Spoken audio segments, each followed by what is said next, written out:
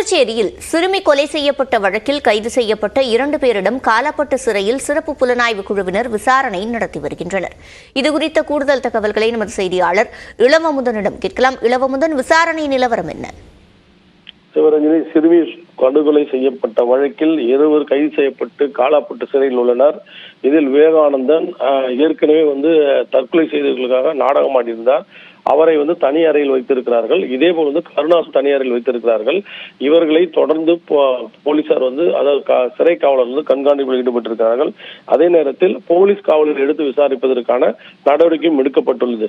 நேற்று புதுச்சேரி அதாவது சிறப்பு புலனாய்வு குழுவினர் தங்களது விசாரணை அறிக்கை, அதாவது குறிப்பாக ஜிப்மர் மருத்துவமனையில் பெறப்பட்ட பிரேத பரிசோதனை அறிக்கை மற்றும் கொலைக்களத்தில் எடுக்கப்பட்ட சாட்சி பொருட்கள் அனைத்தையும் நீதிமன்றத்தில் ஆஜர்படுத்தினார்கள். இது மட்டுமல்லாமல் இந்த வழக்கில் குற்றவாளிகளிடம் மீண்டும் விசாரணை போலீசார் நடத்த வேண்டும் என்பதற்கான மனுவும் தாக்கல் செய்யப்பட்டது.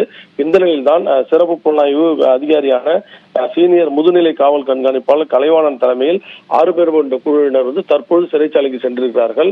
நீதிமன்றத்தின் அனுமதி பெற்றதால் அவர் சென்றிருக்கிறார்கள். குற்றவாளிகளை அங்கே வைத்து விசாரிப்பதா அல்லது காவல் நிலையத்தில் வைத்து விசாரிப்பதா என்பது குறித்து அவர்கள் நேரடியாக சிறைச்சாலைக்கு சென்று ஆய்வு நடத்தியிருக்கிறார்கள். இது மட்டுமல்லாமல் குற்றவாளிகளை சம்பவ இடத்திற்கு கொண்டு செல்வதற்கு கண்டிப்பாக கொண்டு செல்ல வேண்டும். அவர்கள் சில அடையாளங்களை காட்ட வேண்டியிருக்கும். அப்பொழுது கூடுதல் போலீஸ் பாதுகாப்பு அளிக்க வேண்டும். இது போன்ற விஷயங்களையும் அவர்கள் மாஜிஸ்ட்ரேட் ஆலோசித்துதான் தற்போது சிறைச்சாலை சென்றிருக்கிறார்கள். சிறைச்சாலை அவர்கள் நடத்தும் விசாரணைக்கு பிறகுதான் அடுத்த கட்ட நகர்வு இந்த வழக்கில் தெரியவரும். சிவரஞ்சனி, விவரங்களை வழங்கியமைக்கு நன்றி இளவமுதன். வரும் நாடாளுமன்ற தேர்தலில் பாஜகவை தோற்கடித்தால் CAA